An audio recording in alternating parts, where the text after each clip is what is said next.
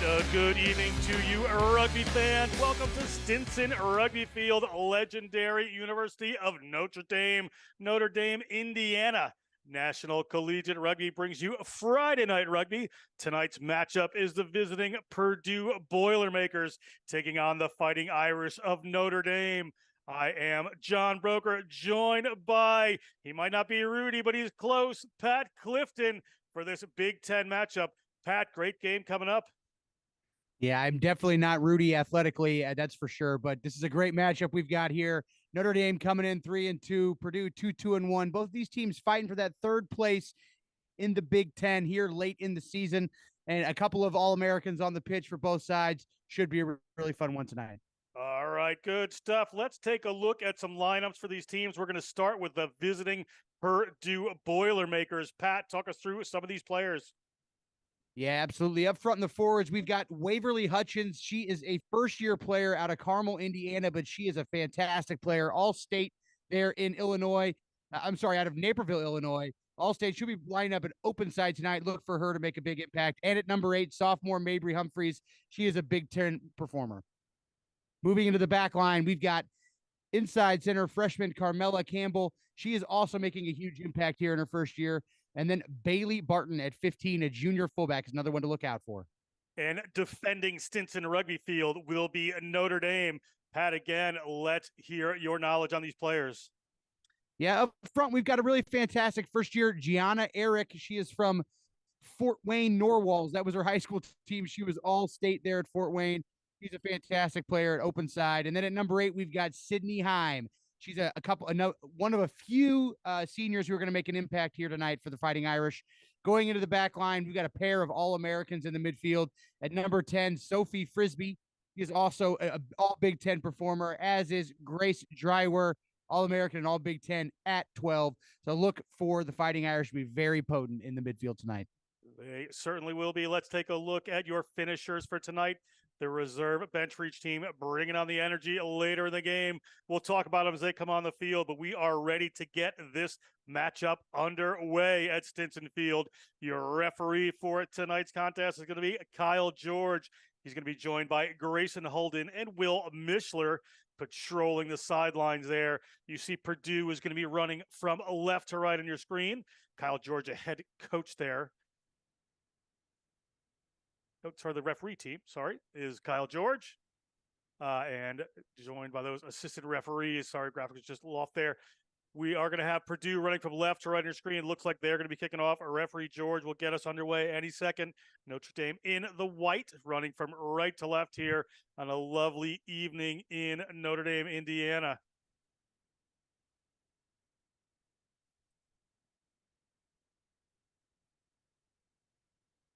Just waiting for the signal here. Referee looks at the teams, sees if they're ready to go. Purdue certainly ready to get things underway. And this Big Ten matchup, National Collegiate Rugby's final Friday Night Rugby, is underway here at Stinson Rugby Field. And quickly moving to the side of the field are the forwards there for Notre Dame.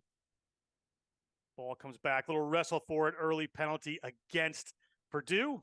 Ball's going to go back, and they're going to go quick. They want to run. That's Sophia Frisbee. Frisbee takes that one right into contact. Does the fly half. You can see their structure across the field. They've got some runners. They move it into the midfield, a little bit of a tip run, trying to get some room in that defense. You see the defense pulling in there. They're going to have to wrap around that side, and they do. They've got some runners coming out again. Just a slight sideways run there from the Fighting Irish. Now a little wider, looking for the room, and across they go. They're at the 50-meter line there, are the Fighting Irish. A good start for them. Under a minute gone in this game, right ahead of penalty. Decided to go quick, looking to take on this Boilermakers defense.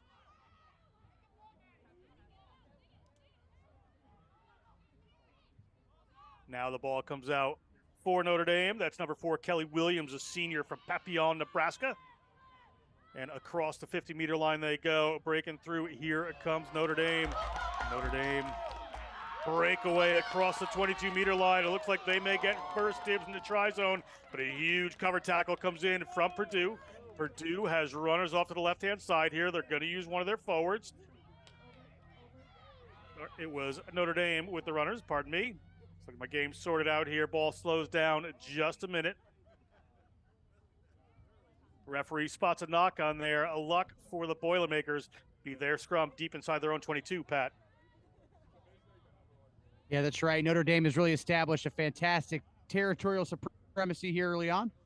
See if the Boilermakers can exit and bend but not break with their cleats on their own try line. Deep try zones here, so a lot of room to work with for the Boilermakers, and there's an errant pass or you need to find some space to get a kickoff. Scrum half for the Boilermakers. Justine Cap gets that one in. Pressure coming in from the Fighting Irish. At their own line they go. Now they go to the width here. They have a runner. Cover defense coming across from the Fighting Irish. Fighting Irish doing the best they can as they push around to that short side. Forwards coming through for the Boilermakers.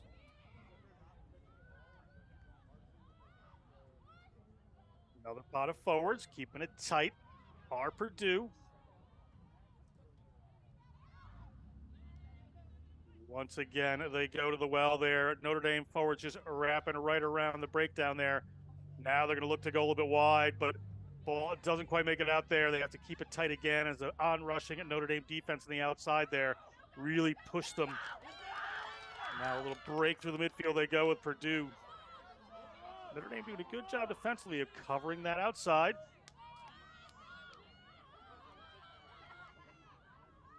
Another forward pod here coming in. Coaches Josh DeLeon and Sean Reddington for Purdue getting this team ready to go. Looking a little wide. Let's see how Notre Dame handles this one. Good double tackle in the middle of the field. Purdue still unable to get it to that width they're looking for. Maybe on this one. They've gotten it out to the left-hand side, but a double tackle comes in again from Notre Dame. Notre Dame into contact. Nice break here from Purdue. Purdue get caught up there. Going to have to reset. Again, they go to the forwards.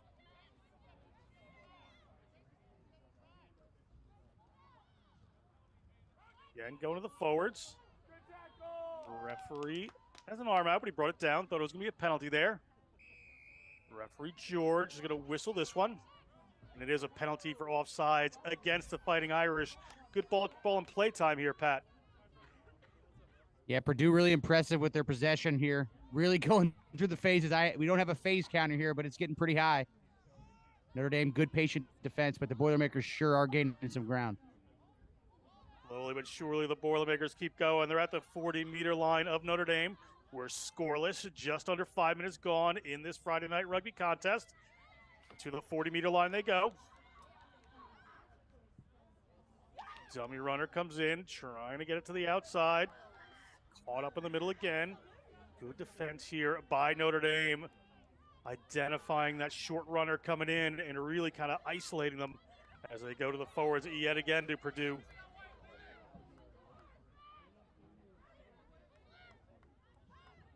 Slowed down by the Fighting Irish. Ball up to Purdue. Down again, there's Justine Cap. She moves it a little wider. That one thrown pretty clearly forward there, so referee spots it. And back here, it looks like it's going to be a scrum for Notre Dame, Pat. Yeah, 6-minute possession to start the game pretty much by the Boilermakers. That was a great job. The best way to keep the Fighting Irish out of the try zone is to have the ball. The Irish coming in, their only 2 losses so far this year are to Michigan and Indiana, 2 other top 10 teams. So they are the favorite here tonight, but the Boilermakers looking like a stiff competitor early on. Boilermakers pouring it on, putting some pressure on the scrum. Balls to the back. Sydney Heim has a hold of that one, but ripped away by one of the Boilermakers. Must come out, but it squirts into their side of the field. Good pressure coming on from Notre Dame. Looked like that tackle might have been a little high, but it was not. Referee right on the spot there. Now they're going to look off to this side for the forwards again. Referee is going to whistle for another penalty against Notre Dame. Notre Dame just going in illegally at that ruck. Here come the Boilermakers. Boilermakers on the move. Out of the back of the ruck. Stepping into the distributor role. is their number 12, Carmela Campbell. Get another few meters. They've just been working in dribs and drabs against this Notre Dame defense, looking for something to give. Another tackle there for Notre Dame. Ball held up here by Notre Dame. Referee says it will be a maul if that ball doesn't come out. So good tactic here from the Fighting Irish if they can make this work. Referee whistles it. Thought it was a scrum, but referee is he's armed the wrong way for a second there, Pat, but he's going to award a scrum here to Notre Dame. Great choke tackle on defense. Yeah, I thought that was going to be Purdue's ball there for a second, but great midfield possession here for the Fighting Irish. Their best one since those attackings, those scrums deep in the Purdue end a few minutes ago. They've got the Boilermaker defense split here, so in two minds, they should be able to create a man advantage, whether they go right or left. Ball there, looking out the back there. Maddie Wright, the number 9, looking for it, but it comes out the other way, and Cap moves it out for the Boilermakers once again. Again, they're in midfield. We've had a 40 to 40 meter battle here so far. Through teams not making too many big breaks, but Cap, just as I say that, decides she's going to have a wander through the Fighting Irish defense, and straightening up the line is one of the Purdue wings. Looking for a runner off to the side. They're a little bit isolated. That tackle went high, however. Referee spots it. So a penalty advantage here to the Boilermakers. Boilermakers inside the 22, I think, for the first time. The Fighting Irish. Boilermakers through Cap, moving again. Cap a little wider there. Emily Tennant moves it out in the middle of the field. She's got a couple of forwards waiting there, trying to get some room. You see the Notre Dame defense calling for players to come out there. Good line speed again into that midfield. Kind of shutting down Campbell and Pazova. The centers for Purdue. Again, they go off to that left-hand side. Tennant looking to get it out. Having to cut back across the face of the defense, making some ground to the Boilermakers. Is there room on the outside? Can they get to this width? They have, and they're at the try zone. And 5 points to the good. The Boilermakers put down the first try of this Friday Night Rugby match. Yeah, what a great play there by Purdue, making a nice break up the right line to really break this stalemate as well as the line. And Purdue taking an early lead. I don't think anybody expected that one coming into this contest. Josh DeLeon has done a really good job with this program here early on in his coaching tenure. It would be a massive upset if they were to get a win here over Notre Dame tonight, especially in South Bend late in the fall. Yeah, beautiful evening here in South Bend at Notre Dame area. As we line up for the extra points here, it is going to be Carmela Campbell, the first-year player from Naperville, Illinois that Pat talked about, played Carmel Rugby. Health and disease pre-med major at Purdue. Launches that one, but it's going to go across the face of the post, so we're going to remain at 5-0. 10 minutes gone in this first half of Friday Night Rugby action. Pat, Notre Dame is going to need to spend a little time down the Purdue end. Absolutely. Other than that first, foray into the end very, very early on when Purdue had to scrum with their own heels on their own try line, we haven't seen the Fighting Irish have much attacking ball, and certainly not on the right end of the field. So if you're Notre Dame here, you're going to take an opportunity on this off to maybe pin the Boilermakers a little.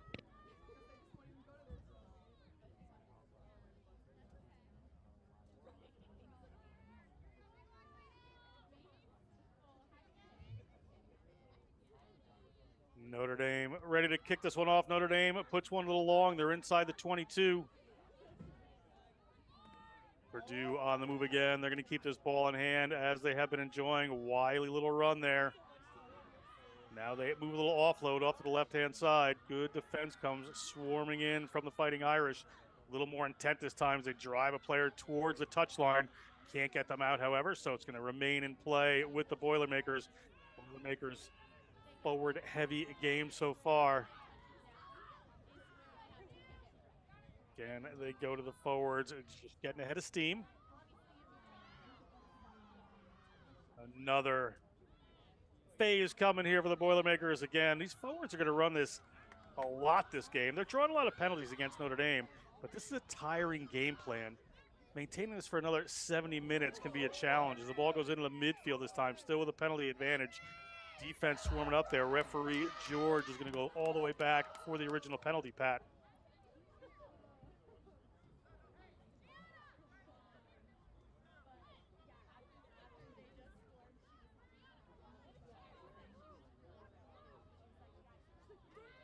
Three-three-one. When you hear that, that's really talking about where the forwards are spread about the field. It means you got one forward on one left edge, one forward on the right edge, and then two pods of three in the middle. And you can really see the pods of three clearly defined for Purdue. They're getting a lot of carries. They're lining up really deep, look 5-6 meters behind the gain line. And ball out from the Boilermakers again. They're working towards that left-hand side. Little bounce pass. Slows the ball down, allows the Notre Dame defense to come up a little quicker. Into the middle of the field they go. These arcing runs from the Boilermakers. Boilermakers looking to find some space here. They go the direct route and then are trying to wrap around some defenders there. Another tackle coming in from the Fighting Irish, keeping the Boilermakers contained in their own 40-meter line after they scored that initial try. Now the Boilermakers break.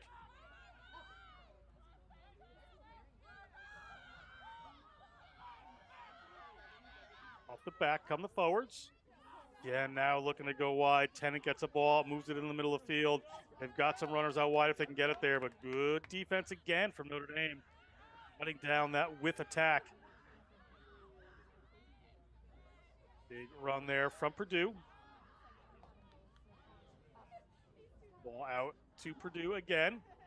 Now looking for the width, but ball ripped away by one of the Notre Dame defenders. Now transition to offense, but referee's going to go back. It's just a little too good. Ball was intentionally knocked down, so that was a tough one for them. Pat, a good result there for Purdue.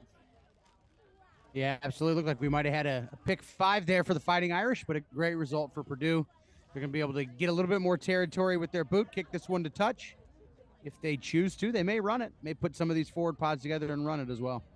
Pick 5, I like that, Pat. I'm going to steal that, just so you know. Here come the Boilermakers. They're going to run this one quick. They've been content to keep ball in hand, but right there, a mistake opens things up a little bit here for Notre Dame. They've been weathering the storm, playing a lot of defense, making a lot of tackles, but a penalty against the Boilermakers this time. You can see their defense is a little bit condensed. We'll see where they decide to go. They're going to get right on a run for Drewer. Drewer is going to take that one on. The senior center, mathematics major from Lincoln, Nebraska, takes that one into contact. As they line up their forwards, you can see they're about 5 meters out from the try line there. They go off to the right-hand side. Again, working their way. But a penalty against the Boilermakers. Going to bring that one back. It is going to be a Notre Dame ball right in front of the post, and they're going to work their way in. That's Sydney Himes. Sydney Himes sees the line. Can she get there? The referee's right on the spot. She has not. Calling for the ball is Frisbee. Frisbee out to this side. Drewer right outside of her, and they're into the contact again. And you see a player just diving right over there trying to get in. They had some runners out. The Purdue defense completely condensed around this ruck. 1 or 2 passes would put this in the try zone if they can get it there. They're going to stick with the pick-and-go game for the moment, try to play it tight. Ball comes back. Maddie Wright, the grad chemistry major, comes in, but we have another penalty here. Referee is going to have a conversation with Purdue. Just telling the players, Pat, there's just too many penalties. They're going to cut this out. And Notre Dame looks pretty good here.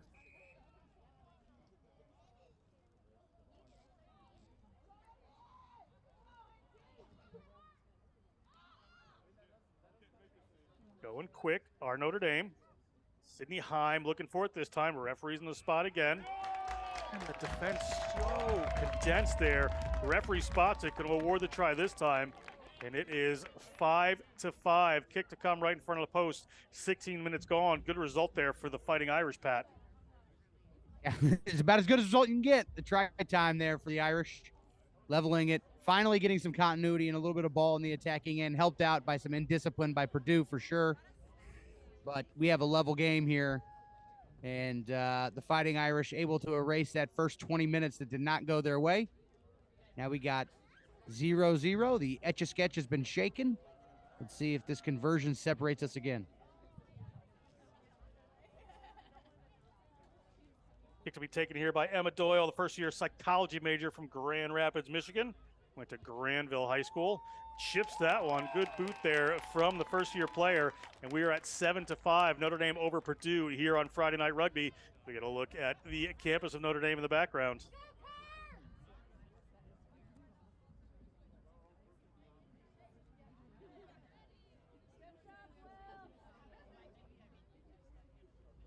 Purdue works their way back out. Purdue to kick this one off.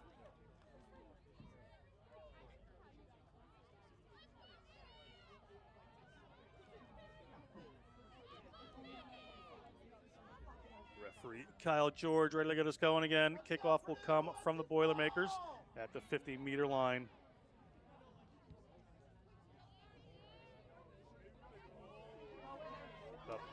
In the hands of Notre Dame again, trying to take that corner, which is very difficult.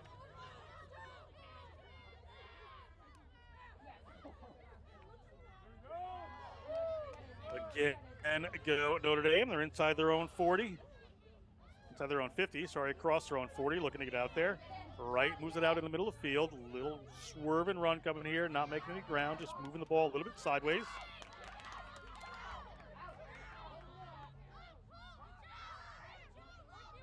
Purdue rips that one away. Purdue at their own 50-meter line. Purdue on the attack again. Ball comes out. Dummy runners in the back. This might open up some midfield space. A little cut back in, back towards the Notre Dame strong defense, but a big run. A couple of twirls there. Shifting this way and that, they go and get the ball up into the hands of Cap. Good direction here. They're going to have to change as their distributors in. It's going to go for a little pick and go off the back. Cap moves it out in the middle of the field through her fly half. A little hole opens up, and that may be all they need. They're round into the tackle. They go across the 22. Here go the Boilermakers. Boilermakers headed towards the line. One little pass. Cover defense coming across. Tackle very important there and happens. So the Boilermakers are down on the line there. They're going to come back for a penalty against Notre Dame at the 5-meter line.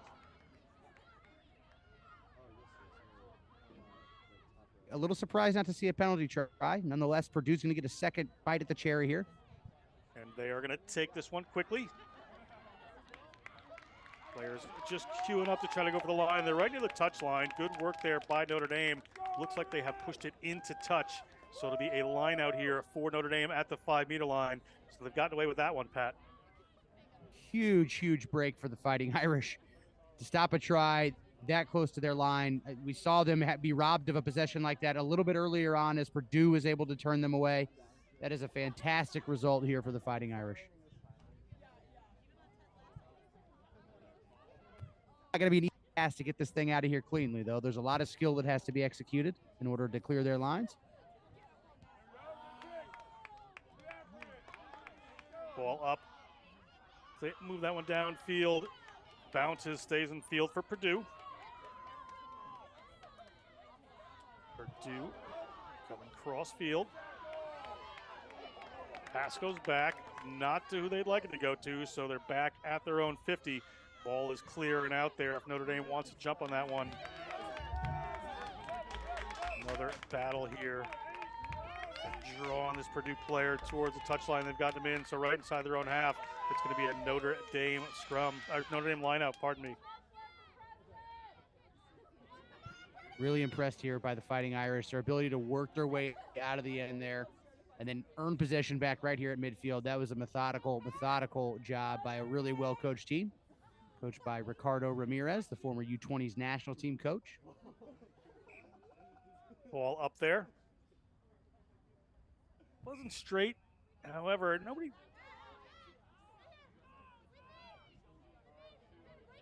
went for that, so I'm a little surprised. It really wasn't that bad, but they're going to give a free kick here. I thought it was a scrum or a line-out for a not straight, but a free kick is going to go to the Purdue Boilermakers, Pat. A bit of an odd call. Wonder if there was something more on. that I didn't see there. As the Boilermakers make it across midfield. Back across they go. Players did their homework for Notre Dame. They know those passes are going to come. They'll be able to cut them off. But if they don't, this is where they result in the Boilermakers making a good run, getting across the 40-meter line. The width is there, but shut down. Notre Dame again trying for the choke tackle. Purdue gets the ball back. Keep it tight in the forwards again. Again, Purdue, this time to the backs, looking for some runners. You can see that Notre Dame defense really working their way up, cutting off those passing lanes. Ball gets away. They're working on some individual play here, are the Boilermakers. As yet again, Justine Kapp, the senior from Yorktown, Virginia, takes it. She's been a very wily runner for this Purdue team.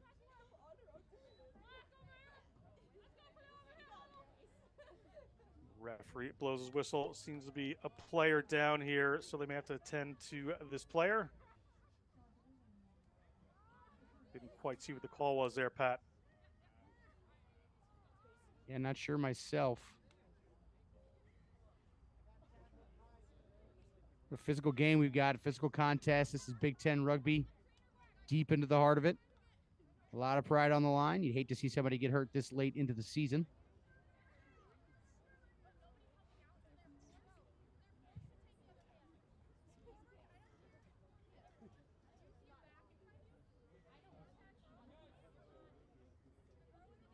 Player just get attended to there. We'll just step off for a second here while this player gets looked at by the medical staff here at Stinson Field.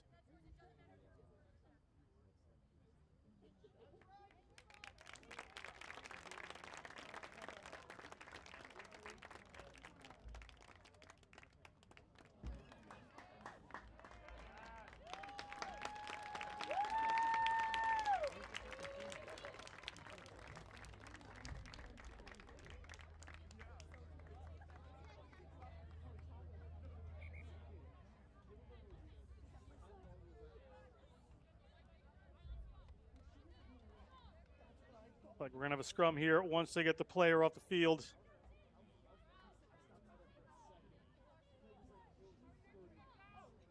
.17.5 minutes on the game clock.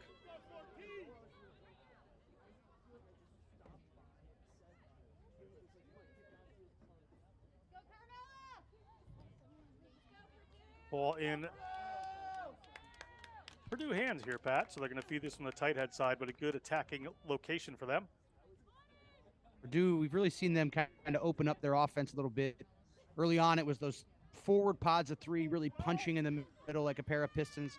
But lately, we've seen the Boilermakers really beat the Irish around the edge of their defensive line and gash them for some long breaks. So really strong strategy early on for Purdue to really beat them up the guts with the forward play, suck the Irish defenders in, and now they're able to beat them on the outside. So I feel like Purdue can do a little bit of anything right now. Alyssa Forrester for Purdue putting that one in. Forrester, a junior from Lebanon, Indiana. Ball goes out of the midfield. That one got knocked on, so it's going to be a scrum advantage here for Notre Dame. And a player dove on that ball, so it's going to be a penalty to Notre Dame. Good result for them inside the Purdue half. And they're going to go quick. They're taking this one across the 40-meter line. Look at that big break. Notre Dame working their way towards the 22.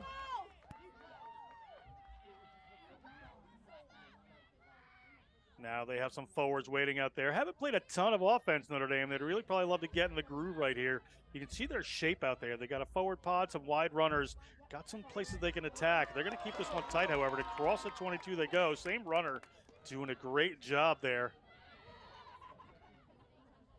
Now they go wide, looking for a little width, little wrap around, but a dummy comes in, so ball's on the ground. Not isolated. Good work by Notre Dame to get to that ball. Back they go, waiting forward, just coming off the side. Right at the 22 midfield. They've got options either way if they want to go. Players hands up, call for the ball. Another penalty against Purdue. Notre Dame, one would expect, is going to go quick again. And indeed they are. Oh, this referee says, let's take this one from the mark. So they're going to hold up for a second. And maybe Humphreys, a sophomore, is going to take it. Maybe Humphreys going to push off a couple of people. She is just about 7 meters out. Purdue trying to disrupt. Ball coming back to Notre Dame. Similar place I heard before. Purdue, again, defense a little tight there. There's some width if Notre Dame can get the ball out there. Tight they come, however, content to play a forwards battle with the Boilermakers at the moment. Just another little dive. They're just about 5 meters out. Off to that right-hand side they go, just alternating. Little pick coming again, trying to power their way through. Now they look to the width. Player breaking towards the line, goes for the offload there. That one might have spilled forward, not according to the referee. So Notre Dame, good to play this one. You see all the defense there for the Boilermakers just gathered around that ruck. Nearly every defensive player in shot as Notre Dame goes for the line once again. They have Naya Sunbor out there, but eventually the ball comes across, and Notre Dame's going to touch another one down. They're going to move to 12, 15 minutes to go in this half. They get their second try. Pat Clifton, good patient work there from the Fighting Irish. Yeah, tails up from Notre Dame. Every single penalty there, they wanted to go quick, and they wanted to go quicker than the referee would let them. That's a team that knows that they've got the advantage right now. They've got the upper hand, all the momentum, and that was good patience to actually punch the ticket, score the try. They can get a successful conversion here. It's going to be a 2-score lead, which the way that this game started is a heck of a turnaround for Notre Dame.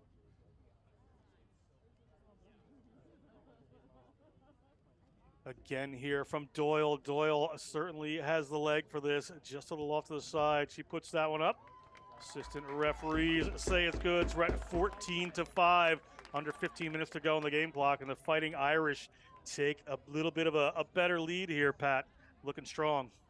That's right. Notre Dame coming into this ranked number 10 in the country, trying to hold on to that ranked spot while the Boilermakers are trying to nip them and just sneak in here at the end of the regular season, see if they can get themselves into the top 10.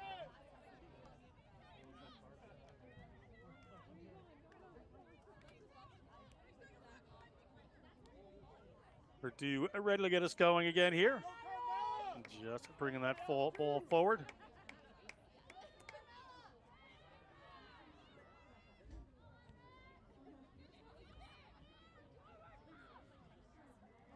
Notre Dame out to the 40-meter line, just inside.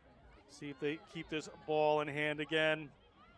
Not a lot of tactical kicking this game. Purdue really trying to stuff them there right around the ruck area, but Notre Dame is able to get that one a little wider.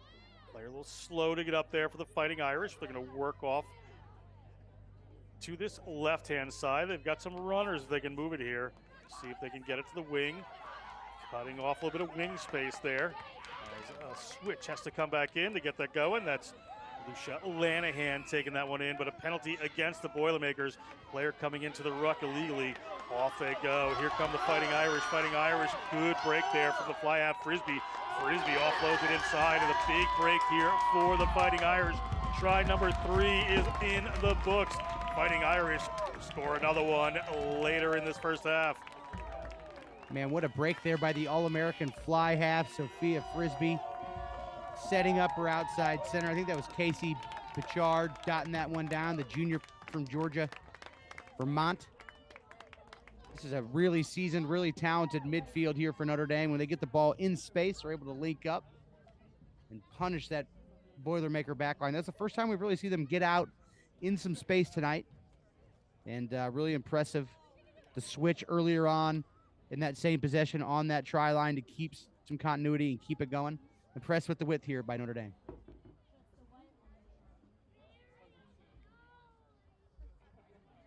Doyle to extend the lead. She hit one from the other side, just about the same. This should be her better side. That one is not going to make it. However, we're going to make it 19-5. Notre Dame, the Fighting Irish, over the Boilermakers of Purdue. Friday Night Rugby, National Collegiate Rugby, final one of the year. John Broker with Pat Clifton bringing you this Big Ten rugby matchup. Big Ten, one of the absolute best conferences in the country for women's Division I, coast to coast. Joined NCR last year as a full-fledged member. And Michigan went on to win the national championship, right in the hunt to do it again this year.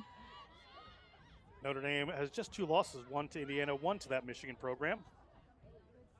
Ball out to the left-hand side here for Notre Dame. Little show to the outside. They're going to keep it in.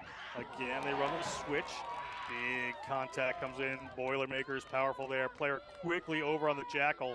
See where this ball comes. It's going to come back to the Notre Dame side despite the attention paid. Tip pass. It doesn't gain them the yardage they would like. And the ball squirts out to the Boilermakers. Boilermakers hand that one off, and they are back on the charge. The forward attack shaping up quickly as the Boilermakers put that ball in hand. Dummy runner comes in, then we like behind a Tennant, looking for the width now.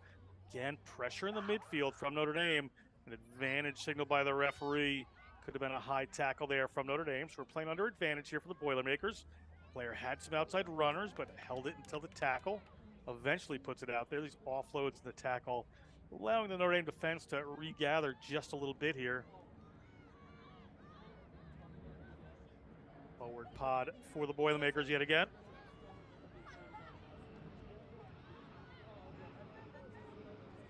This one gains a little more yardage for him. You see that Notre Dame defense having to work their way back and get themselves onside. Nice break. That outside shut down again. Good work there by Drewer, the senior. Notre Dame trying to close that one off. We're going to come all the way back for the penalty. Long advantage here played by referee George. But Boilermakers an opportunity here, Pat. A little bit earlier about Notre Dame reacting to the early forward potent runs by the Boilermakers, and they were gashed out wide a couple of times as a result, and they have corrected that. Notre Dame is doing really well outside capping those ends, but here the Boilermakers go on the front foot once more. Boilermakers certainly an all-action team as players just queuing up there. That's Waverly Hutchins. Takes that one to contact, gets to the 22, eventually goes to the ground. Notre Dame trying to fight through this one. Players starting to come off their feet there, but good pressure at ruck time from the defense. Forces a knock on by the Boilermakers. So at their own 22, Pat, it will be a scrum here for the Fighting Irish. Yeah, it looked like 2 or 3 Irish over the top of that ruck, counter-rucking from a very early start. They had a lower body profile than their Boilermaker counterparts, and that usually wins it in the breakdown. Great turnover here for the Irish.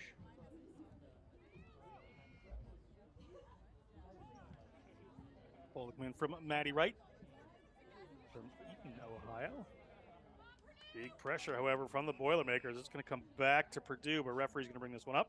Want some safety. We'll see who gets the put in. It's rough to not get a penalty on that call for Purdue, but you got to imagine that dominance is going to be rewarded. Nice to see the loose head there over for Purdue.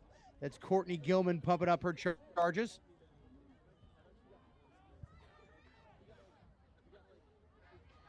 You saw Leah Schlitz, the tight head there, where number 3 from Carmel, Indiana, given a heck of a time there to the Notre Dame front row. You can see that power coming in on this side of the scrum. That ball comes out to Notre Dame. It looked like the opposing scrum half was a little bit early. On the other side of the ruck, however, from the referee, so a bit hard to see. But Notre Dame's going to wind up with this either way. So ball to the Fighting Irish players queuing up, calling for the ball as they go off to the short side. Trying to work their way across the 22.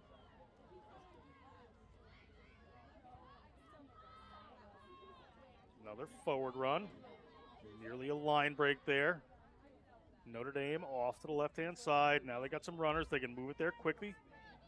Keep this one the direct route in the midfield. A little handoff there.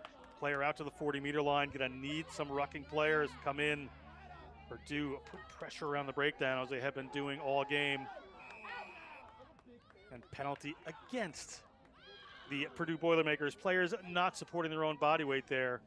Having to fall down to their hands, and quickly away they go. Like a Sidney Heim there again.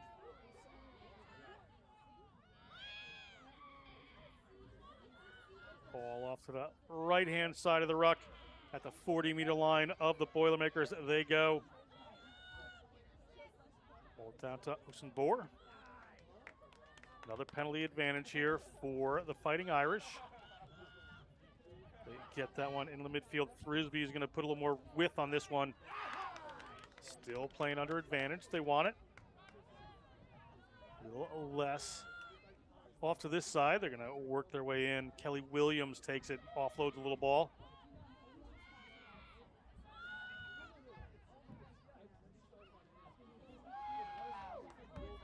Working their way methodically, as Purdue was earlier, are the Notre Dame Fighting Irish.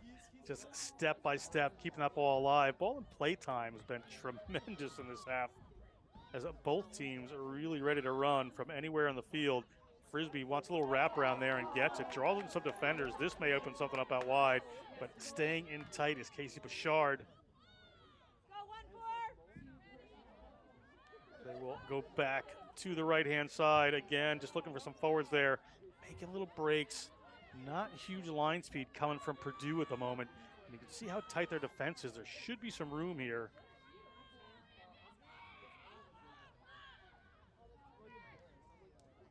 You see Purdue scrambling to get themselves out to that far side defense there, and a good offload there across the 22. Go the Fighting Irish, looking for the line again, but a good tackle at the end gets them over there. We'll see if everything's clean at this ruck. It is, and Notre Dame, it picks it up and goes.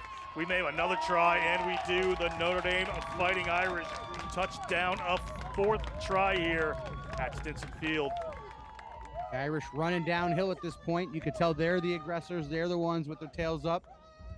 And just Purdue struggling a little bit with some of the one-off running. You got them. The struggle with Purdue is they get a really good shape, but they aren't able to execute the skill because they don't move their shape, right? So you want to have a flat line across the field if you're for your defense, generally with only 2 or 3 people pulled out of it. And Purdue has that. They're just not moving it forward. It's not moving forward. It's not moving side to side. So when the ball crosses a defender's face, that defensive line just has 3 less defenders now actively on the ball. And when a Notre Dame ball carrier is screaming up at 15, 20 miles an hour, and Purdue is standing stagnant, it doesn't really matter if you have great shape if you're not willing to put that shape in movement. It makes it very hard to perform the skill. So it's about shape and it's about skill, and you've got to use your shape and keep forming it and moving it and adjusting it to be in the right position at the right time to perform the skill. So it's hard to tackle when someone is screaming at you at full pace and you're standing still. And right now that's what Purdue's defensive line is being asked to do. 26-5, that kick was good. Notre Dame withstands an early Purdue onslaught to put some points on the board here in the first half. We have 3.5 minutes on the stadium clock. Could be a little referee's time after this. He keeps the time. Purdue ready to get us going again. Purdue puts that one just outside the 22. Fighting Irish have their runners set up. Good little footwork from a lot of their forwards there, just to find a little extra room around the tackle to get a cleaner ball. As an offload comes in out to the wing there. Little break, not quite to the wing, but 2 shaken off tackles come in there, and here come the Fighting Irish again. Look like Callie Spaulding, the number 2 sophomore from Makawao, Hawaii, but not releasing after the tackle. We're the Fighting Irish, so it's going to be Purdue ball, and they're going to go quick. Not even thinking about there. Justine Kapp gets across midfield, but a big double tackle comes in on a player she offloads to. Notre Dame on defense again. Purdue forward pod cues up there. They're going to go to the backs a little quicker this time. Notre Dame putting the pressure on. They've lost about 15 meters on that play. Have the Boilermakers. Boilermakers having to regather. You see the players having to get back there. Now they look to go a little wide, but they go to a one-off runner. It's going to stay in the middle there. Another offload. They're inside their own 40-meter line. Notre Dame looked like they were going for the choke tackle again, but Purdue able to recycle that one.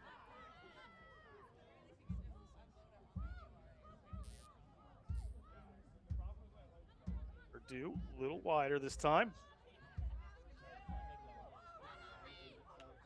No defense coming in there from the Fighting Irish, so they have all 15 players on their feet. That one gets knocked on by Purdue. So it's going to be a scrum here for the Fighting Irish inside the 40-meter line of the Boilermakers.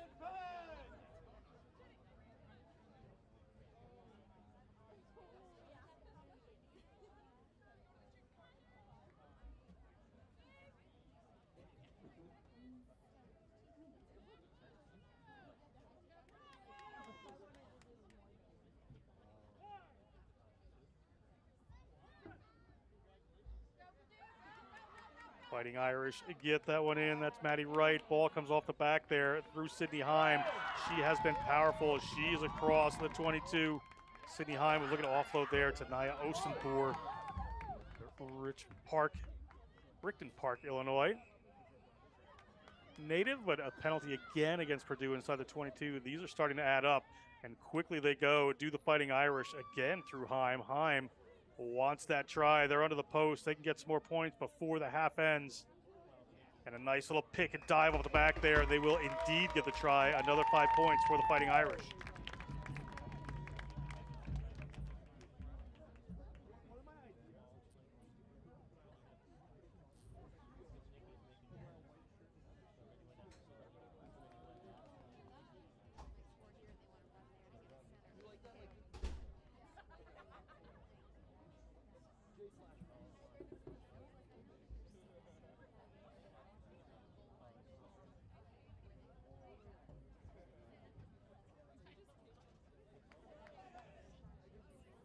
Doyle lining this one up again. We are at time on the clock. She is going to slot that one without a problem.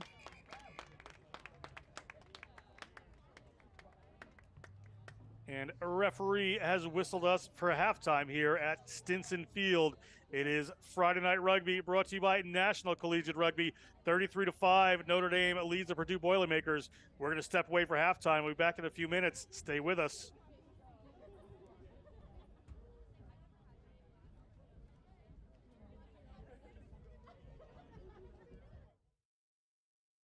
You on my mind a lot.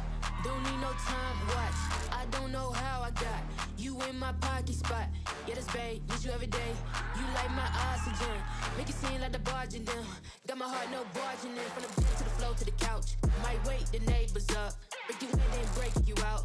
In the end, we gon' make the child. Then we gon' hit the shower. Part 2, we don't need no pause. You can't miss me, we gon' get tipsy. Don't need a power slide. Copy my steel. Face the fact that ain't no cap, I'm real. Ain't no cap, I'm real. All-Star Tournament is a tournament put on by National Collegiate Rugby. Actually, it's two tournaments. We do it on both the men's and the women's side as an opportunity to get our players together from around the country to come in for a tournament. And each side, each All-Star tournament has separate regions, and managers of those regions go out and identify and select players to come in for the competition. This year's competition is going to take place in Round Rock, at the Round Rock Athletic Complex outside of Austin, Texas.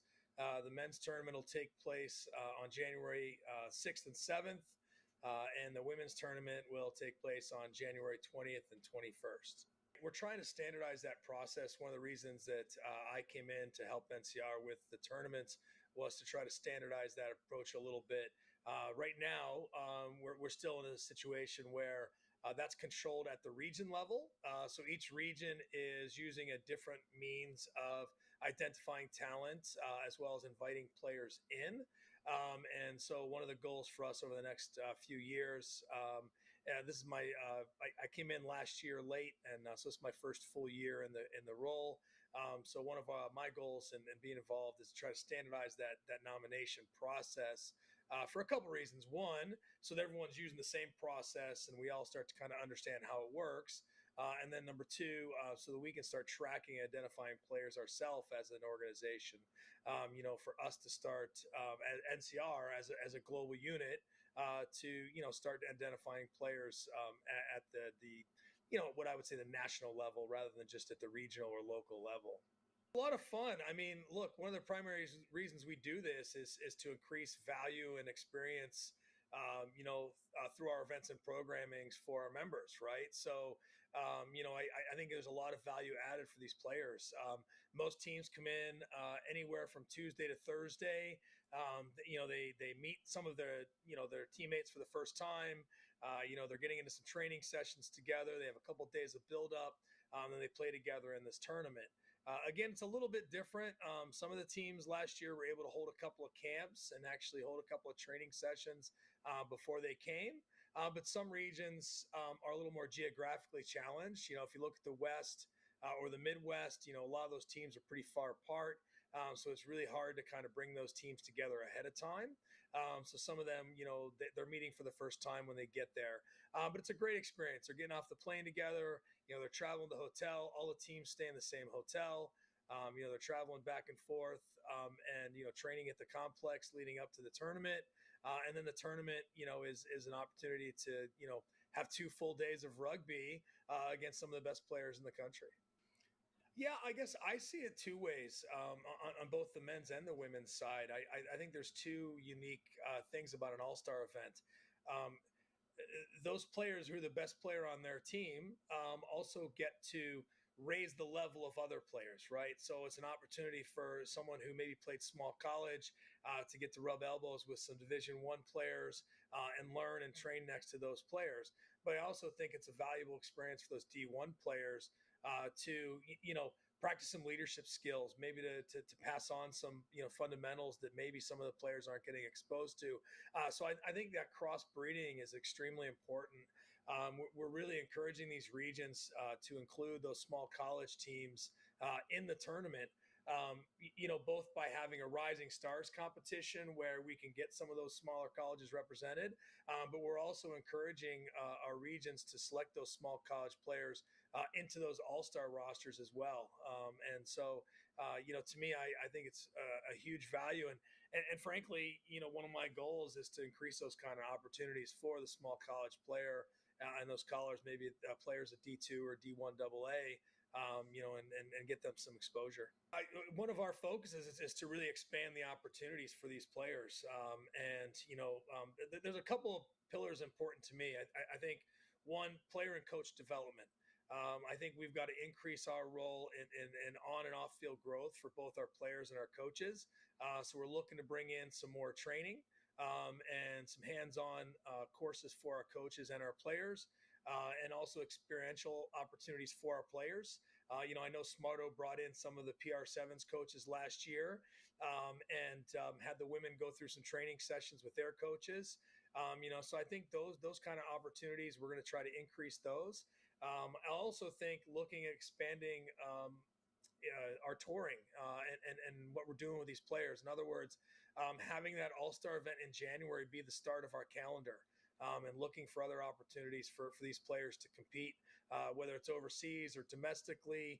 We had, I'll just use, Tri-States as an example. That they have an all-star team and also a Rising Stars team. And I think some of those players, of those 30, maybe 5 of those guys get to go on tour somewhere else in the year, and I think that's the way we're looking at it is, can we add some other value here, some other tournaments, other opportunities to play? Look, if players are looking to get involved with the All-Star tournament, I'm happy to be a conduit for that. Players can reach out to me. My contact information's on the website. But you can also identify there the regions and who's leading those regions on our website. And so if you're unsure of where you sit, maybe reach out to me. But if your region, if you're sitting out here in Connecticut, you're going to be linked to Tri-States. You can reach out to this Tri-States region. And all of those teams, we're developing right now the nomination form for those region managers to send those forms out to the team, so all the teams will have. I'd really encourage people, especially those that haven't been to an NCR event, to get out to the All-Stars this year. It's a great opportunity to see some really exciting rugby and to support our young student athletes. I mean, we have a lot of kids that are traveling all the way from California down to Austin and Maine down to.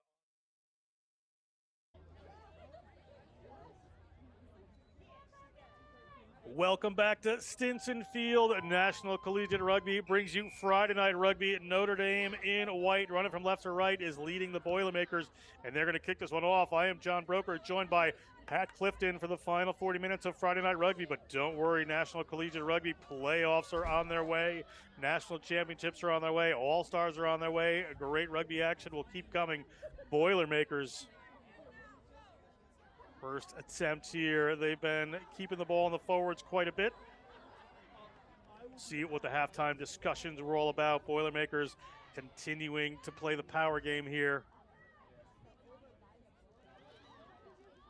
All their team but one on this right-hand half of the field. So they switch back around. Big tackle comes in from the Fighting Irish.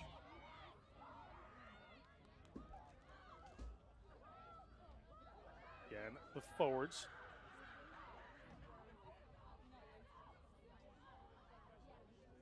Out to that right-hand side they go. Looking to isolate a runner here. They have done.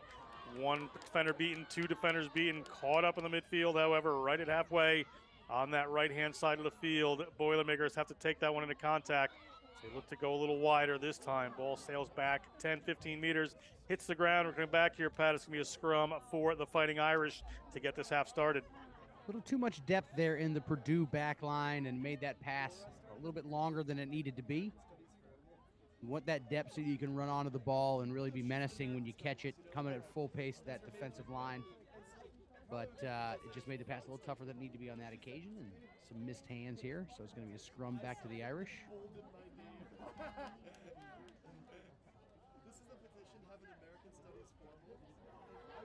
Ball coming in for the Irish. They're going to want to move this one away quick. Sydney Heim happily off the back there. Hands off one. She has been good to get by a first couple of defenders. Osenbohr comes in right over the top of that. The referees discussed here. It's a high tackle, so we're going to have penalty advantage for the Fighting Irish. Free play essentially for them. Through the middle they go. That's Justine Hulbert from Albany, New York. We're going to come back to that penalty against the Boilermakers. Pat, a good placement here for the Fighting Irish. Good attacking spot for them. Absolutely. They've got a stranglehold on this game right now. Went down 5-0, have scored 33 straight points. No surprises, Notre Dame is coming into this contest ranked 10th in the country, 3rd in the Big Ten. But Purdue is just right behind them, and both of their wins this year, Purdue, have come over Ohio State and Michigan State, the same teams that Notre Dame has beat. Both of their losses have come at the hands of Michigan and Indiana, the same teams that Notre Dame's lost to. The one difference is Iowa. Purdue tied Iowa, and Notre Dame beat them by just 13 points. So using the trusty transitive score method, this should be a closer contest, and Notre Dame has a chance to really keep it from being that if they can score first here in the second half. Abby Cavanaugh puts that one in. Abby Cavanaugh from New Fairfield, Connecticut, playing the number 3 jersey for the Fighting Irish. A long pass out on the midfield in the hands of Frisbee. Frisbee looks for a runner, but a big Boilermaker tackle in the midfield stems that attack. Notre Dame queuing up.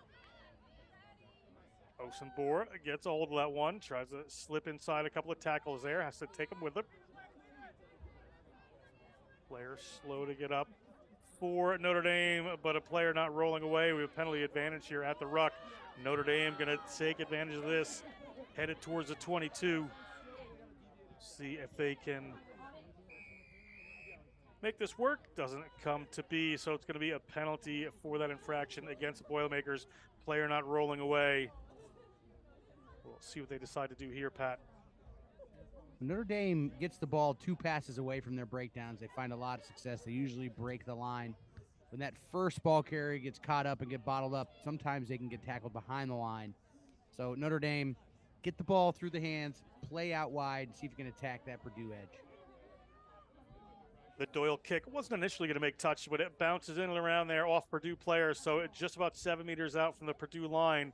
Under 5 minutes gone in this second half of Friday Night Rugby. It's going to be a Notre Dame lineout. Haven't had a ton of lineouts this game. Referee just conferring with the number 10 there, Frisbee.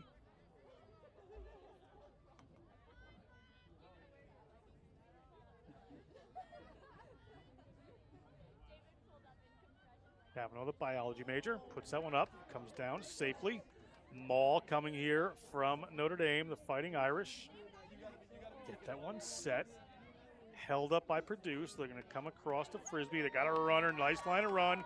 Can they break through? Yes, they can. They're at the try line. They're over the try line.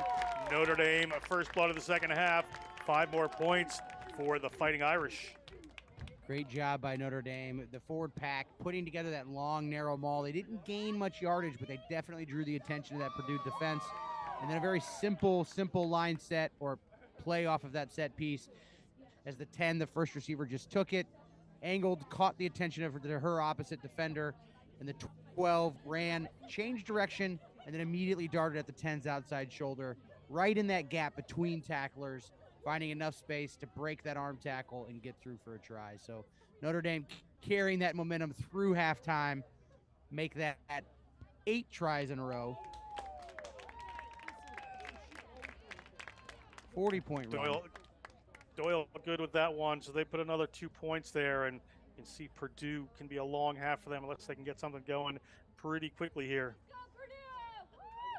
In-state rivalry, these teams know each other. A lot of Indiana flavor from both sides, some Chicago flavor from both sides. So a lot to play for still here for Purdue. Good crowd here at Stinson Rugby Field. Always a great crowd here at Stinson Rugby Field. One of the absolute best venues in the country for college rugby. Beautiful field here at Notre Dame.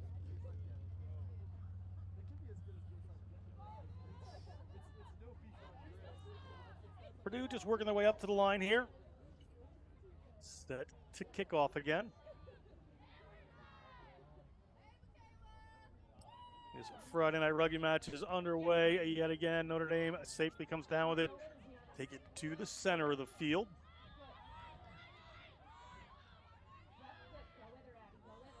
Have some runners out. The little tip pass works there. It was Kavanaugh taking that ball in. Ball away from Maddie Wright. Forwards working their way across the 50-meter line. Powerful runs from this Notre Dame team. There's a nice little space in the midfield, ball just in behind. They've got some runners out wide if they can get it there.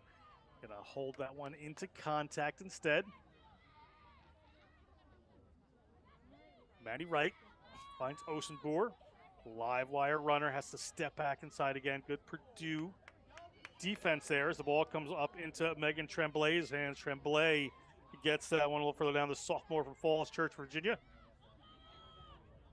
Her second row partner, Kelly Williams, is next up as Annie Geiger, the first-year player from Greenville, North Carolina, in support.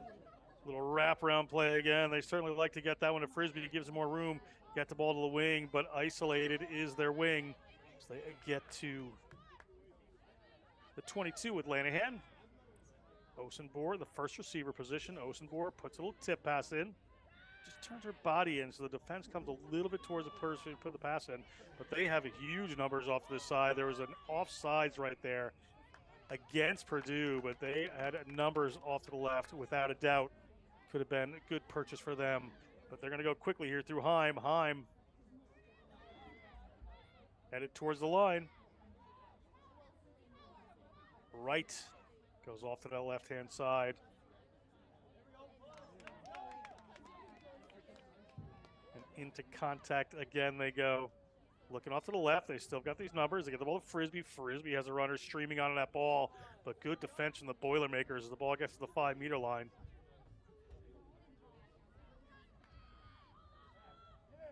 Players again looking forward to space. Just opens up, but not quite there. They're about 2 meters out. We have been in this position quite a bit today, and over the line they go. Notre Dame starting to pour it on. Score goes to 45. Under 10 minutes gone in the second half. Purdue's entire team was stacked about 8 feet around that ruck, and still Notre Dame was able to find enough pace and enough space to dot it down. Impressive score from the Fighting Irish, who are just absolutely running away with this thing.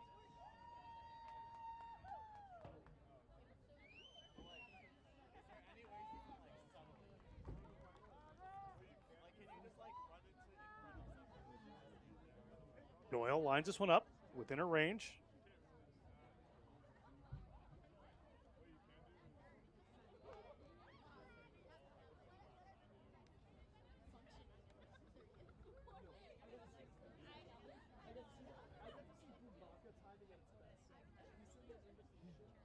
Doyle strikes it well. Great boot. Gets that one through too. We're at 47-5. Big scores here for the Fighting Irish. Plenty of time left in this game for them to add to that tally. Pat, Purdue just needs to figure something a little bit different out here. They need a plan B.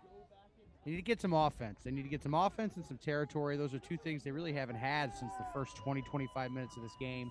When they do have it, they do very well. They have a good shape. They have a good offensive system. They understand it. But they've got to be on the right end of the field. They've got to have ball in hand because they're having a tough time containing this Notre Dame offense. So the best defense sometimes is having the ball and playing a little bit of offense. And that's exactly what the Purdue Boilermakers need to do here. Try to do in the remaining half hour of this game here.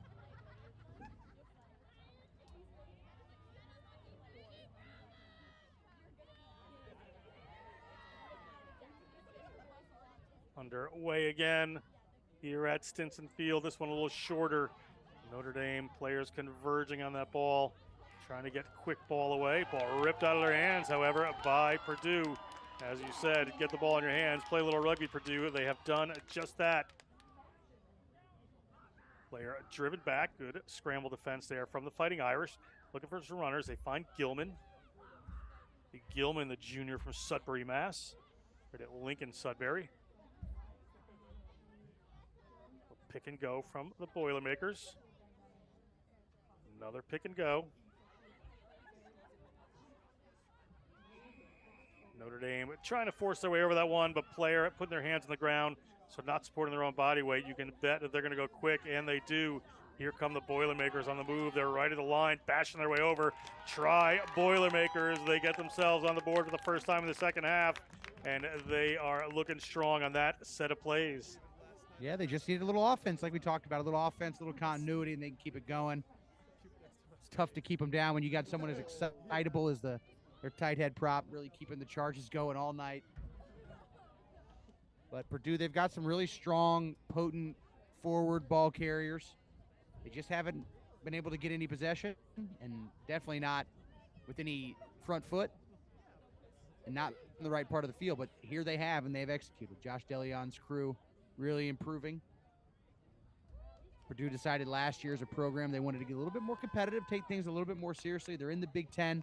You got to play Notre Dame. You got to play Michigan. You got to play Indiana anyways. Might as well make these games more competitive. The Boilermakers have made some great strides here this season. I know they'll be disappointed by this score line as it's trending tonight. They're not able to tease it up and make it a little bit better, but still a great season so far here for the Boilermakers. And that was a drop kick for a conversion there. That was good. So they go up to 12 points, 47-12. Boilermakers will get the ball back from this kickoff.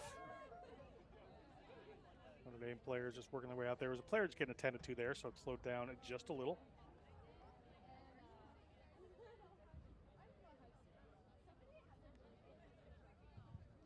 Full parking lot here at Stinson. Got to mean that there's no room for any more butts and seats in these stands.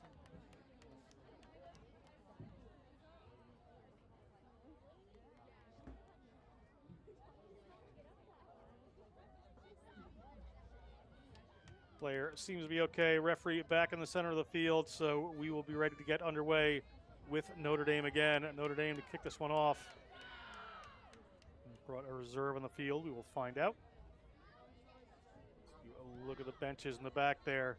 Nice kick from Notre Dame. Rolls inside the 22 of the Boilermakers. Allows their defense to get up there a little further. Boilermakers trying to capitalize on what they've done in that last phase. They keep the ball in hand. Working to the outside shoulder of that defender. Forward pod shifts. They're on the left-hand side now. Forward pod again.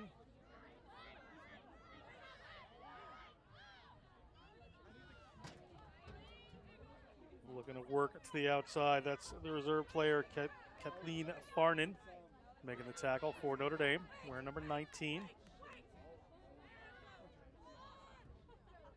they go. Forrester steps into the distributor role.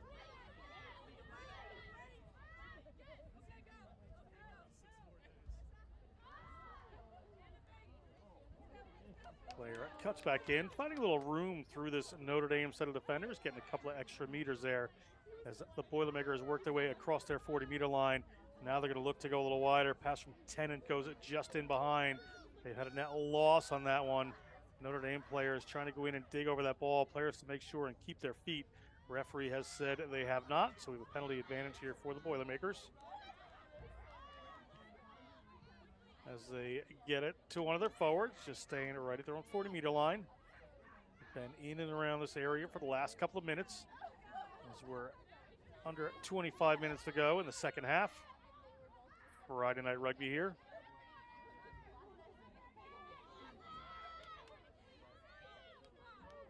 Boilermakers going through the phases here, but not quite making the ground they would like. This kind of pressure comes on and forced a knockout. We're going to go back to the original penalty for a player not supporting their own body weight. So it's going to be a Purdue Boilermakers penalty here just inside their own 40-meter line. Seen them run a lot of their penalties. This is going to be a difficult place to run it from. But we've also seen Purdue put together 15, 20 phases and make it look easy. So depending how the handling goes, this could be a good break here for Purdue. They take the penalty, get it to some of the runners, wind up in just about the same place, right around the 40-meter line. They've been fighting to get away from. A player gets their knee to the ground. Good slow down work, however, by Notre Dame. Able to get fast ball are the Boilermakers.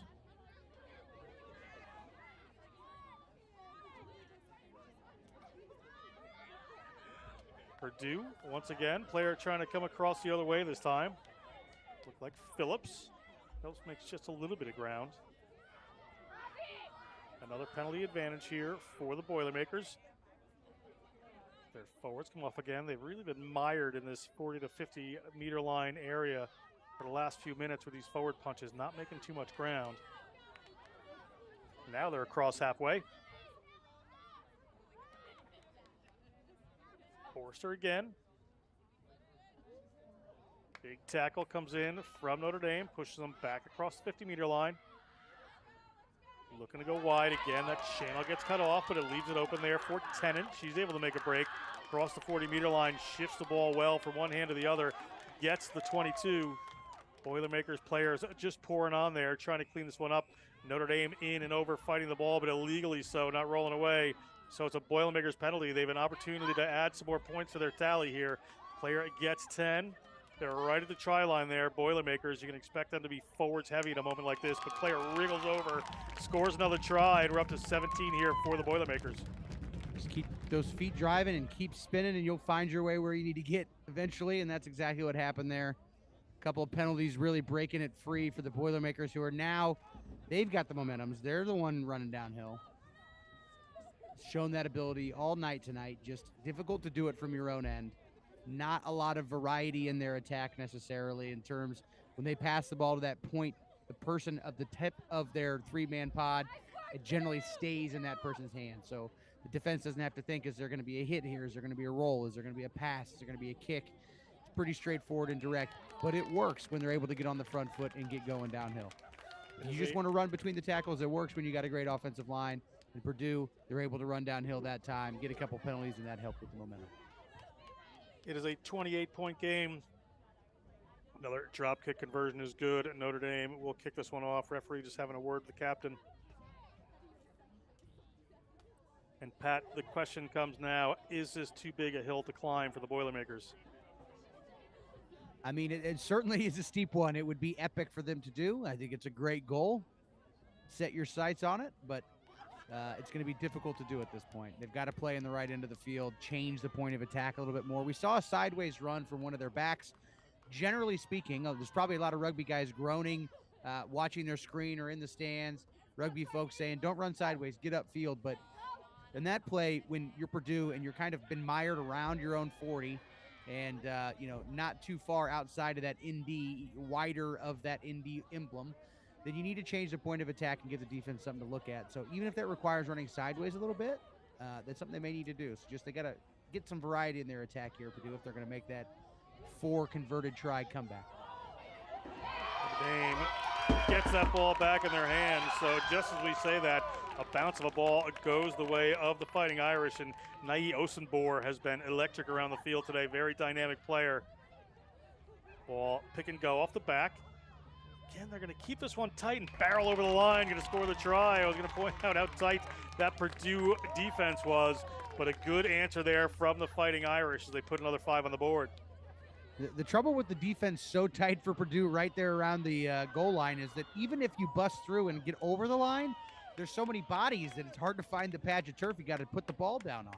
That seemed to be the trouble there for Megan Tremblay, who just bowled over 2 Boilermakers en route to pay dirt, then had to look around, found the dirt to, at least the fake dirt to put the ball down on, and finally got the score. So impressive run there for the Fighting Irish, answering right back and answering your question, John. Yeah, I think this one might be too far away for Purdue. I think that the hill just grew a little bit there. 52-19. Doyle certainly within her range here. Puts that one up to 54-19. Notre Dame in the lead. 3 quarters and more of the game gone. Friday Night Rugby here on National Collegiate Rugby. Pat, plenty more National Collegiate Rugby playoffs coming up. A lot of exciting things happening. Absolutely, the playoffs. National Collegiate Rugby, you go from a 10-week regular season straight into the playoffs, crowning a national champion as it should be, as it is in all of the rest of intercollegiate sports. And we'll be crowning champions here in the first couple weeks of December down at Aviva Stadium in Houston, Texas, home of the Major League Rugby Houston SaberCats. An absolutely wonderful championship venue. Has been. Going to be playoffs all over the country. Penn State Berks, Culpeper, Virginia, Forest Park in St. Louis. Have some broadcasts coming in of some of those games. Here come the Fighting Irish. 30 meters out from their own line. Off to the left-hand side, a little space opens up. Player tackled eventually, has to be taken down to the ground, but knocked on as it happens. So it's going to be a scrum here for the Boilermakers. Justine Cap wanted to take that one quick again, as she keeps wanting to do. Oh, it's not Cap, excuse me. Another player in there. It's a good sign when the other team's got a 50 burger on you and you're still looking to go quick. Purdue, a competitive side. Really impressed with them. Their talent here and their grit to stay in it this late.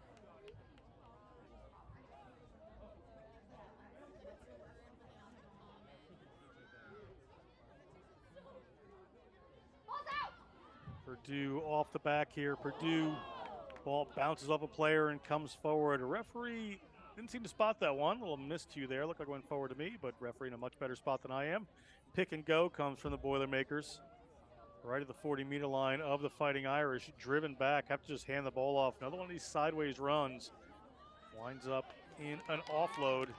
Again, looking for that width. Notre Dame defense just reacting to the tight offense of Purdue. Now finding a little room to spread out here. It's going to come a little wider. Good tackle, Fighting Irish. Keep working the side. Player's going to come back across, try to wriggle their way through. They're at the 22-meter line. Very fast feet there from the attacking Boilermakers.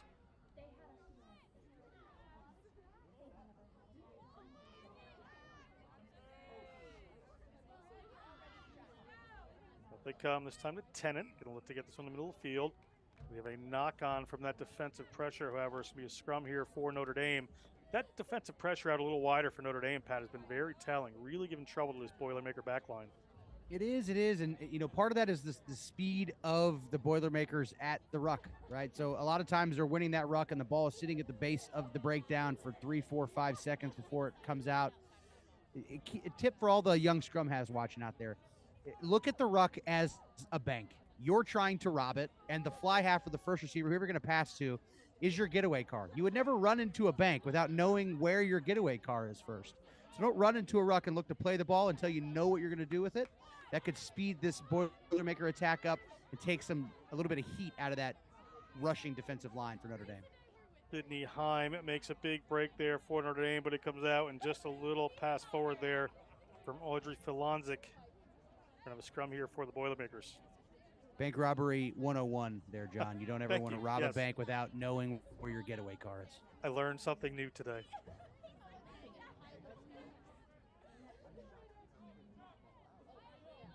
Alyssa Forrester to put this one in from Lebanon, Indiana. Was an MMA fighter during high school. Has switched to the ever more gentle rugby. And Forrester gets that one away to an on-rushing Boilermaker player. Nice break down the field. That ball winds up in the hands of the wing there. A little cut back in. Good footwork.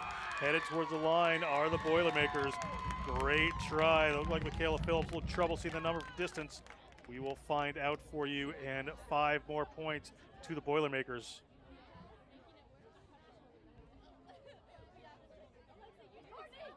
Another tip for the Boilermakers, maybe just getting the ball in her hands a little bit more. I think she was the one we saw run sideways, and a live wire.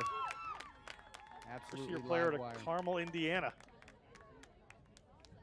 Great high school rugby in the state of Indiana, boys and girls side. So many experienced, talented players on both of these rosters. If you comb through, 7th year playing, 3rd year playing, 4th year playing, 3rd year playing, 5th year playing. That's just the tight 5, or the first 5 players there on the roster for Purdue. Rugby Indiana has been doing a great job for many years. Another drop kick coming. This one a little tougher here. Just going to shade across the front, so no 2 points on the back of that one. So Boilermakers 24-54. 13 and a half minutes to go in this contest. Plenty more fun coming your way.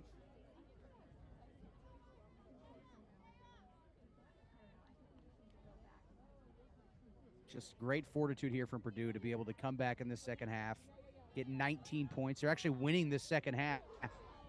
So fantastic job by Coach DeLeon. I've said his name and praised him quite a bit tonight, but you can tell how well coached this team is. And pretty young. A lot of young talent on this Boilermaker side. A couple of first years starting in the front row. Work there by Notre Dame. They really know the way this field bounces, as Gianna Irick. Haven't talked about her too much so far this game. First-year player from Fort Wayne, Indiana. Played for those Fort Wayne Narwhals. Great team name, by the way. The way they come through, Maddie Wright.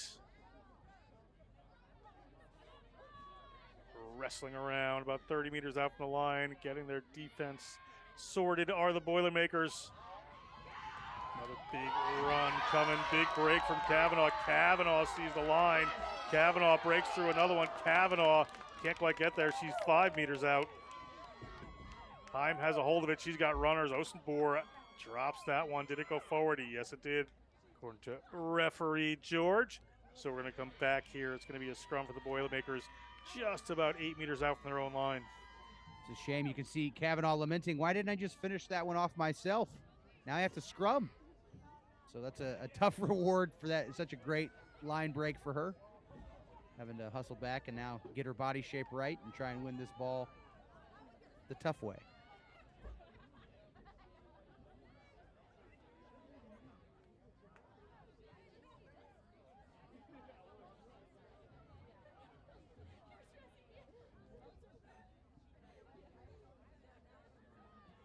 Forster gets that win. It is at the number 8's feet. Ball under the post. They're going to run this one. They're going to try to go wide right away. No use for kicking these Boilermakers. They like to run ball in hand, and they're willing to go coast to coast if they have to. Nice little offload there. Big tackle, however, comes in. Just a little isolated on that one.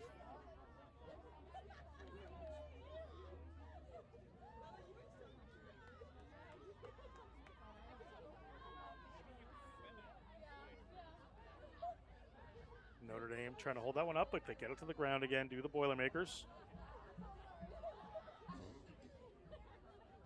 Boilermakers forward pod shut down a couple meters behind. Strong defense throughout the game from Notre Dame for this. Players just coming from a little bit of depth there. Across the field they come, breaking back in.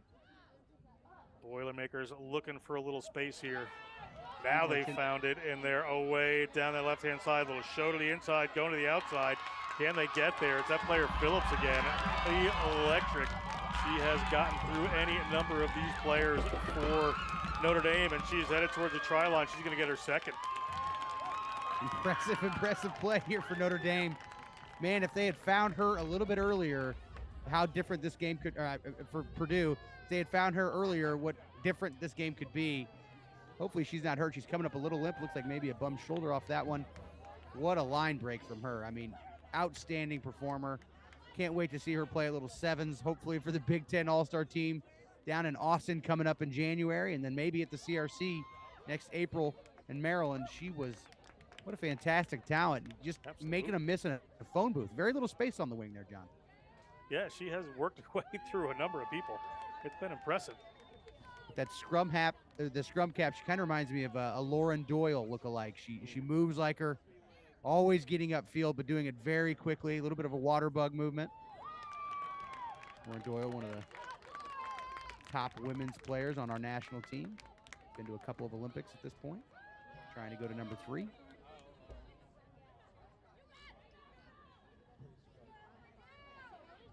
Let's see if that kick made it there. The Boilermakers, as we're under 10 minutes to go. I don't know if they've got our Friday Night Rugby or our Big Ten women on FanDuel or DraftKings, but the line makers would be going bananas in this one. I mean, it was about a 50-point blowout, and now Purdue's creeping back and look like they're not done scoring yet. They certainly do. They'd love to put a couple more on the board here. 8.5 minutes in the game clock. We'll have a little referee's time, most likely. Excuse me. Still more than a 20-point lead here. 3 to be exact for the Fighting Irish. Purdue ball in hand. Pat Clifton saying, get it to Michaela Phillips. Purdue saying, we'll do just that. And they get it out there with this time. Marshaled by any number of players, caught on the left-hand side of the field. As they go back to their forward charges.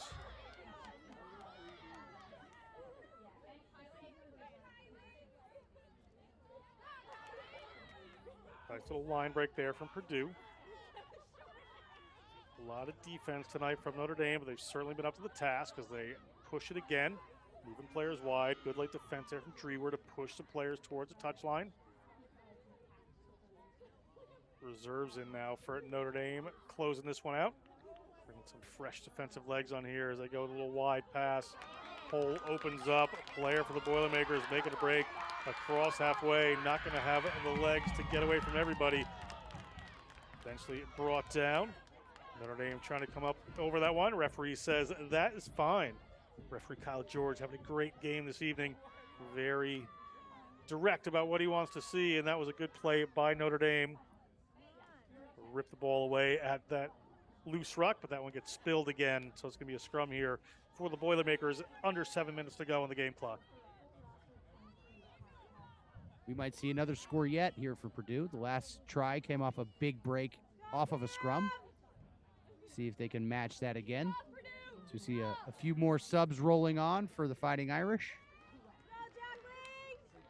Get some experience, some valuable Big Ten experience here before the playoffs. Always going to need depth in the postseason.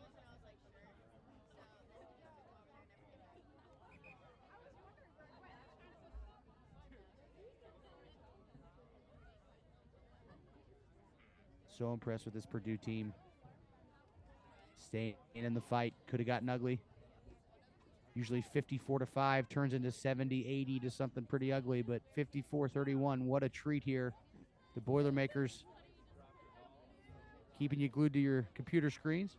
Certainly are. Forrester gets one again. Big drive coming in. No scrum penalties tonight. Got an advantage, however, to the Boilermakers. They try for the little inside line there. They get the ball to the 22.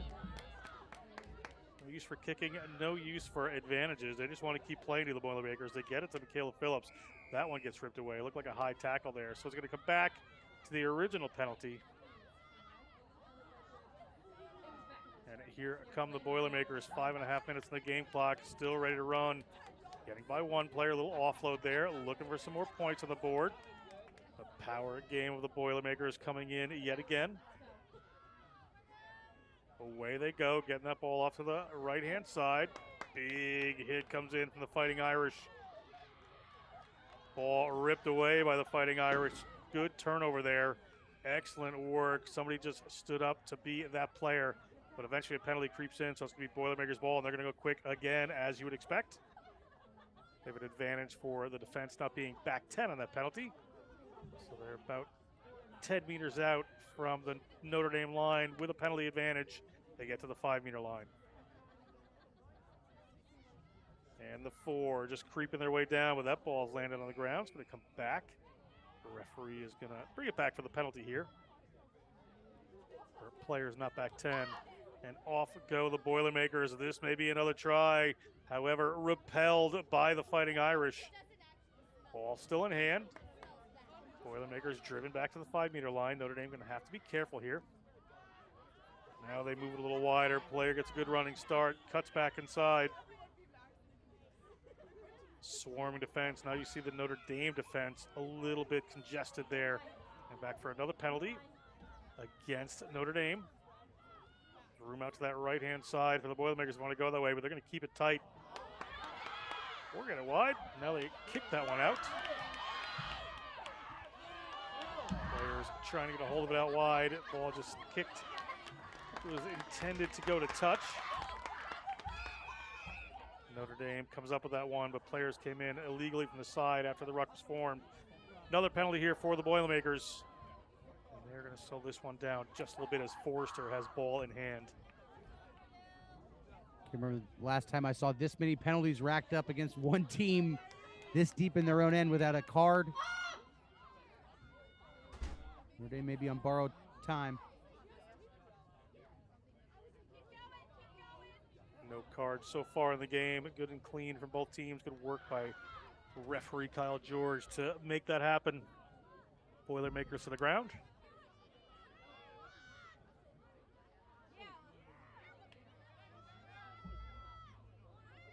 We're under 3 minutes on the clock.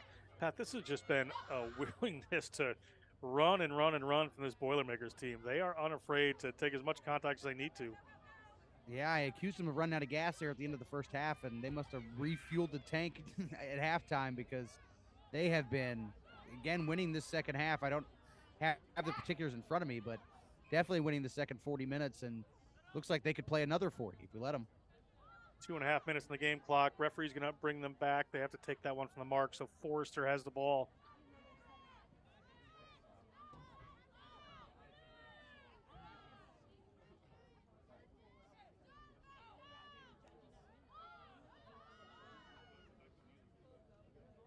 Taking the ball. We're going to back a little bit, lose a bit of ground, trying to find the correct runner out to that side. They have Phillips on this side. If they can get the ball out here. Continue to go to the right.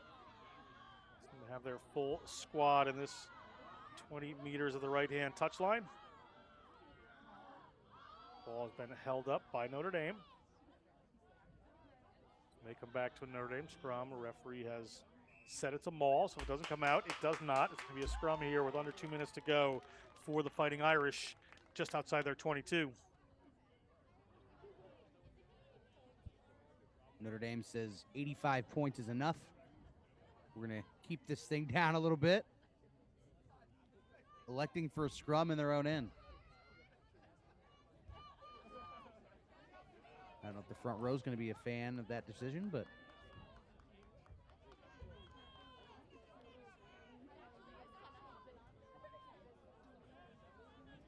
Notre Dame scrum late in the game here as we hit 1 minute on the stadium clock. Ball in, has it come back to the Boilermakers? It has not. It's gone straight out according to the referee, so we'll see if he wants to pack this one down again. And he does. I'm sure Notre Dame will be happy to just roll out of this one. another highlight, silver lining for Purdue. Coach DeLeon to take away from this game. I think his pack has performed very well in these scrum downs against the number 10 team in the country.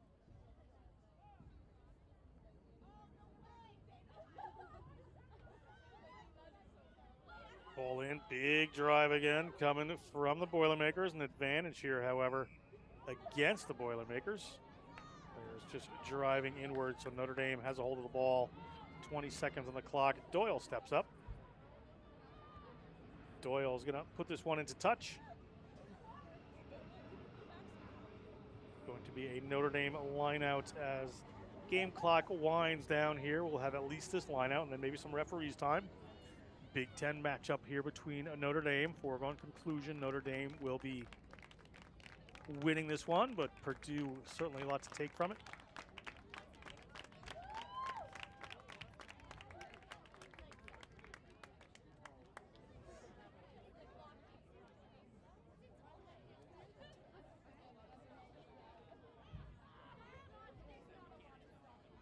Notre Dame goes to the front, but it doesn't look like it was straight. So it's going to be a free kick here. So I really thought it should be a scrum or a line out, but At least we're consistent, John. interpretation. At least we're consistent. And this problem earlier on. Purdue opted for a scrum, and I could see why. Referee looks at his watch.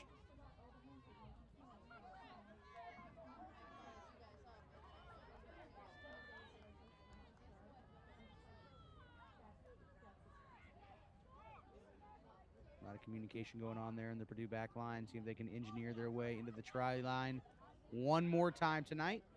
Forrester gets that ball in. It's at the back there. Mabry Humphreys comes off the back. Good run by the Boilermakers, keeping this one out to the width here. Maybe looking for the danger runner, but not going to find. They're going to have to go back around the other direction. Little end around run as they're getting towards the touchline there. If Notre Dame can drive them out, might do them a lot of good. Big wrestle for the ball here inside the 40-meter line of Notre Dame. Purdue, the Boilermakers, may get another penalty here, and they do. You can see a player's hands clearly in there from Notre Dame. Quick tap again. Boilermakers tackled. Tackles coming in. That was Lauren Akers, reserve there for Notre Dame. Ball coming out to the width.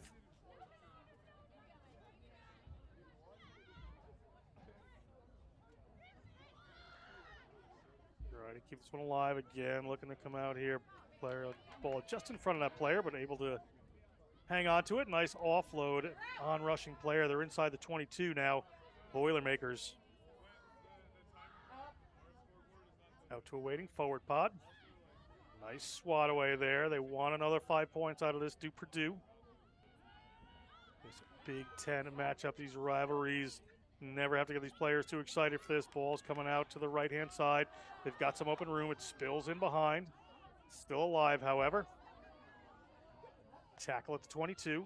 Notre Dame in, trying to dig that one away. Ball comes back to the Boilermakers. Purdue at their own 22, going to have to reset their offense. And Notre Dame goes to kick that one out, but referee says players were in, not supporting their weight. So yet another penalty for the Purdue Boilermakers here in extra time. Sophia Frisbee had enough. She was ready for full time to be called, and she just yanked that thing and punted it out, but unfortunately not legally. So Purdue going for the all-time phase count tonight, record here on Friday Night Rugby. Forrester gets that one started, wraps it back around. One of their key targets there, not held up, get their knee to the ground, so opportunity for the Boilermakers. Notre Dame going to have to be careful here. They've gotten any number of penalties. The referee clearly watched them. Little wrap around there from the Boilermakers. Boilermakers 10 meters out.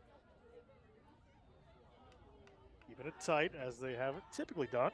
They have some good speedy width there as we've seen from Phillips. Good in and up tackle from the Fighting Irish.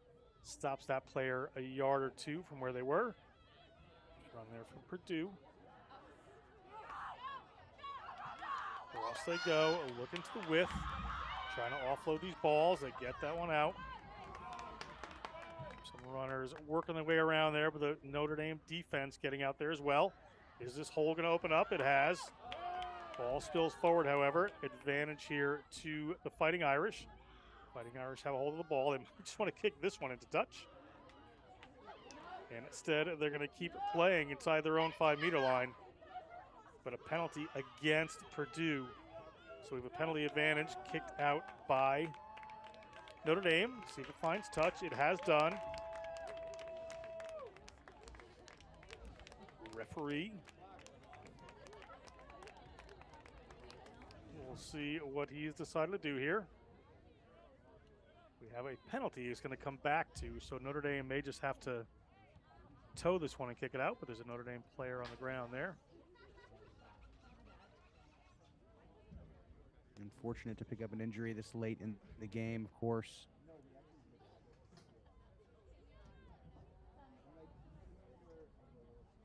Especially in a game that's been decided for so long.